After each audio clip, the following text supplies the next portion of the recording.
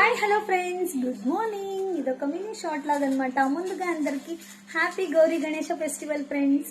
ఈ రోజు అయితే మాకు ఆఫీస్ అస్సలు లీవ్ లేదు. గౌరీ ఫెస్టివల్ కి మాత్రం లీవ్ ఇవ్వరు, కానీ గణేష ఫెస్టివల్ కి మాత్రం లీవ్ ఇస్తారు. అంటే టుమారో మాకు హాలిడే. కానీ ఈ రోజు లీవ్ లేకపోయినా పర్లేదు, కానీ కలర్ డ్రెస్ తో బాగా రెడీ అయ్యి అయితే రమ్మన్నారని చెప్పేసి ఇలా నేనైతే రెడీ అయిపోయినా.